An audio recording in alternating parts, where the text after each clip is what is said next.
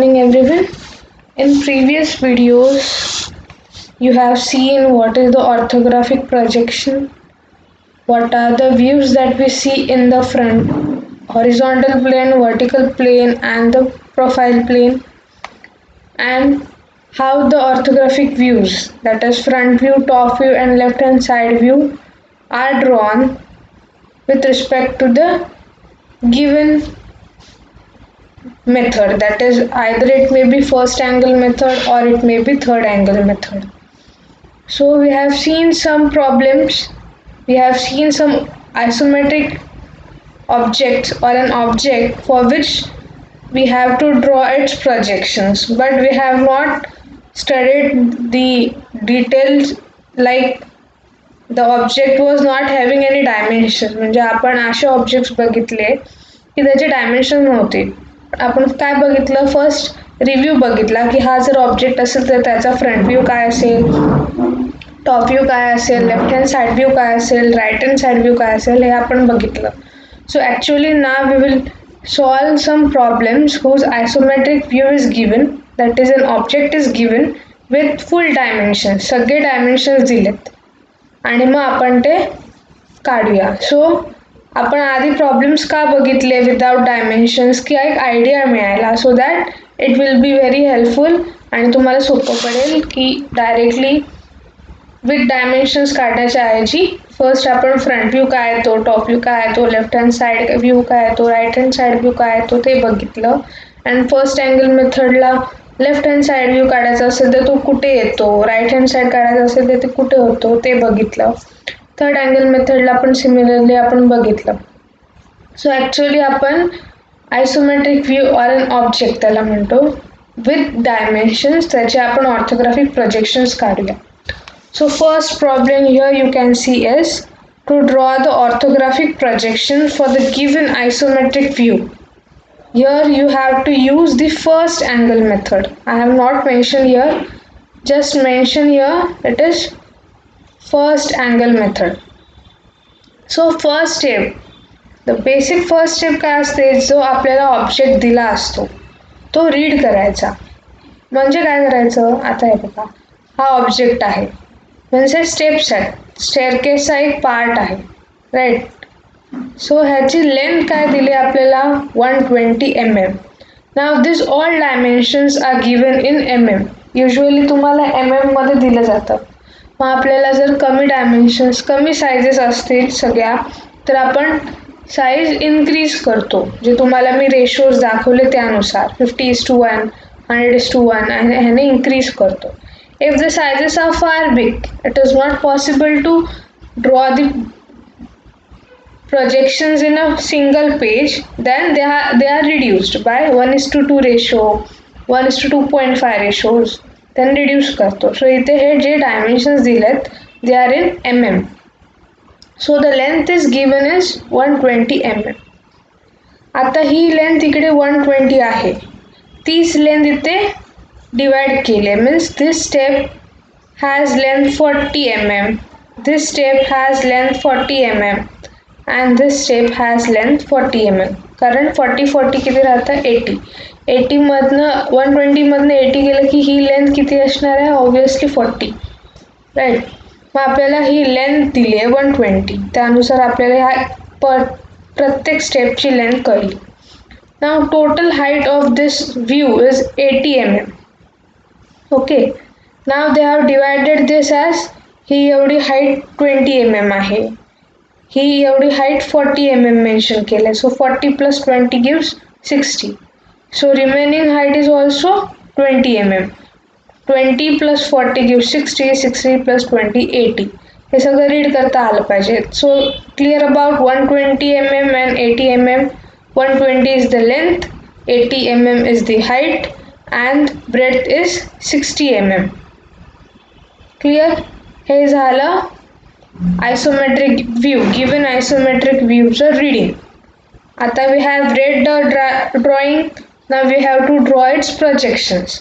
So आता given असतं, प्रत्येक वेळी आपल्याला ॲरो दिलेला असतो की कुठल्या डिरेक्शनने आपल्याला तो व्ह्यू बघायचा आहे, आयसोमेट्रिक व्ह्यू बघायचा आहे. So this is the given direction, right.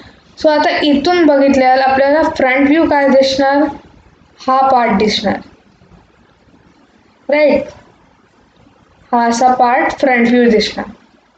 आता टॉप व्ह्यू काय दिसणार, टॉप व्ह्यू जर आपण इथून स्टार्ट केलं तर ही लाईन दिसेल, नंतर आपल्याला ही लाईन दिसणार नाही कारण त्याच्यावरती ही ओव्हरलॅप होणार. सो इथे आपल्याला ही लाईन दिसेल, सिमिलरली आपल्याला ही लाईन दिसेल आणि ही लाईन दिसेल. म्हणजे एक रेक्टँगल येईल of length 120 mm and bread 60 mm bread, असं पूर्ण रेक्टँगल येईल आणि त्या रेक्टँगलमध्ये ॲट अ डिस्टन्स 40 mm एक लाईन येईल, नंतर पुढच्या 40 mm ला दुसरी लाईन येईल. क्लिअर, हा झाला टॉप व्ह्यू.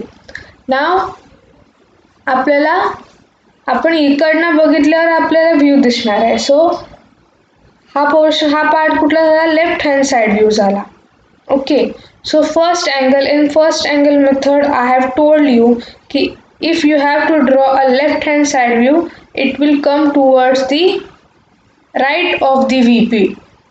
ओके, सो आता साइड व्ह्यू काय येणार, ही ब्रेड दिसेल. ओके, त्याच्यानंतर at a distance 20 mm height ही लेन दिसेल, ही आणि ही ओव्हरलॅप होणार, ही दिसणार नाही, ही दिसेल, राईट. नंतर 40 mm हाईट वरती ही लाईन दिसेल, ही आणि ही एकच दिसणार, सो एकच लाईन येणार. मग 20 mm ला ही लाईन दिसेल. सो आपल्याला उभा रेक्टँगल मिळेल of a width 60 mm and height 80 mm आणि त्याच्यात 1, 2 आणि 3 लाईन्स दिसतील साइड व्ह्यू मध्ये. सो आता आपण हा स्टडी केला की फ्रंट व्ह्यू पण काय येईल, टॉप व्ह्यू काय येईल and left hand side view काय येईल. Now we will draw this. Okay, पहिलं काय करायचं, XY लाईन काढायची. This horizontal line is nothing but an XY line. त्या XY लाईनला एक व्हर्टिकल लाईन काढायची at an angle 90 degree with this horizontal line.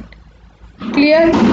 मग फ्रंट व्ह्यूला आपल्याला लेंथ दिसते, सो ती length 120 mm.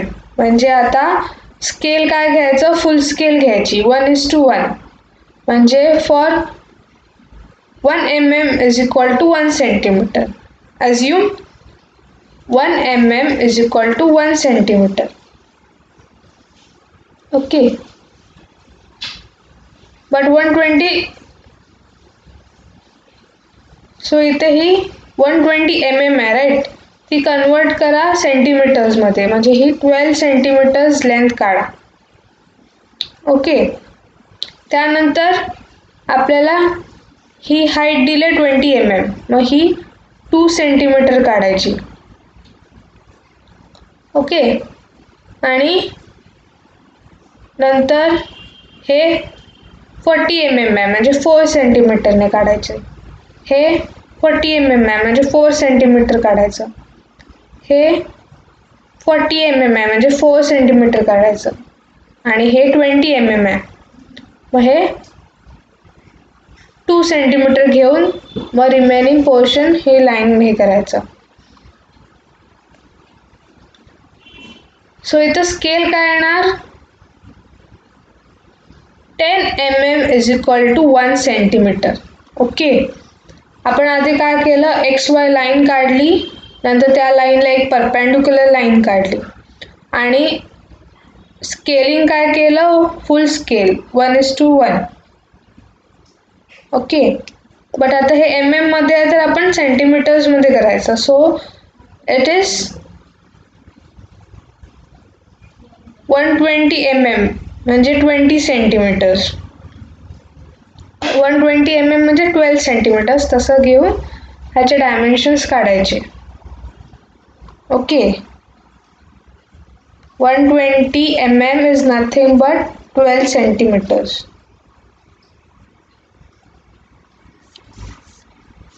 Means 1 centimeter is equal to 10 mm. Assume करायचं. So clear about front view. मग आता टॉप व्ह्यू आपण बघितलाय, मग हे सगळे प्रोजेक्शन्स घ्यायचे खाली. फेंट लाईनने. टॉप व्ह्यूमध्ये काय दिसेल आपल्याला, लेंथ दिसेल आणि ब्रेड दिसेल. So length is 120 mm means 12 centimetre distance घेऊन ही लेंथ काढायची, म्हणजे ह्याच्या एवढीच लेंथ येणार. आणि ब्रेड किती आहे, 60 mm, म्हणजे ही 6 सेंटीमीटर्स येईल. ओके, आता मग आपल्याला ही लाईन दिसणार, ही लाईन दिसणार. सो इथे ह्या दोन प्रोजेक्शन्स काढायच्या. नाव फर्स्ट अँगल मेथडला जर लेफ्ट हँड साइड व्ह्यू काढायचा असेल तर तो व्हीपीच्या साईडला, व्हीपीच्या राईट हँड साईडला काढला जातो, ऑपोजिट डिरेक्शनला काढला जातो. सो त्याला आपण काय करणार, इथून a line making an angle 45 degree काढायचा. ओके, 45 डिग्री अँगल काढायचा आणि ही एक लाईन काढायची. ह्याचे प्रोजेक्शन्स घ्यायचे ह्या लाईनला आणि इथून परपेंडिक्युलर लाईन्स काढायच्या. आता आपल्याला साईड व्ह्यूला काय दिसतं, ब्रेड्थ आणि हाईट दिसते. मग ही इकडून ब्रेड्थ मिळेल 60 ही, आणि हाईट इज 80. ओके, 60 mm म्हणजे आपण हे 6 सेंटीमीटर काढणार, 80 mm म्हणजे हे 8 सेंटीमीटर काढणार. आणि मग आपल्याला ही लाईन दिसणार, ही लाईन दिसते. सो हे लाईन काढले आणि डायमेन्शन्स मग असे द्यायचे. So this is the first problem, a basic problem to draw the orthographic projections for the given isometric view. Important काय असतं, first you should know how to read the isometric view. मग काय दिसेल काय नाही दिसणार ते आधी बघायचं, मग डायमेन्शन्स बघायचे काय आहेत. मग जर डायमेन्शन्स जास्त असतील, मोठे असतील तर ते रिड्यूस करायला लागतात, because to fit the projections in one plane of a paper. So scaling use करायचं. ओके, आणि मग अशी XY लाईन आधी काढायची, मग त्याला परपेंडिक्युलर लाईन काढायची, आणि मग फ्रंट व्ह्यू काढायचा. फ्रंट व्ह्यू वरून प्रोजेक्शन्स घेऊन टॉप व्ह्यू काढायचा. मग हॉरिझॉन्टल लाईनला 45 डिग्री करणारी एक लाईन काढायची, इन्क्लाइन. त्याच्यातनं हे प्रोजेक्शन्स घ्यायचे आणि मग ही विड्थ मिळेल साईड व्ह्यूमध्ये. And in first quadrant you should draw the left hand side view towards the right of the VP and vice versa. Clear. आणि स्केलिंग महत्त्वाचं आहे. फुल स्केल असेल तर 1:1, म्हणजे आता 120 mm दिलाय तर 120 mmच तुम्ही काढणार. सो 120 mm स्केलमध्ये घेताना किती घेणार तुम्ही, 12 सेंटीमीटर्स. सो इथं स्केल काय येणार, फुल स्केल 1:1. ओके.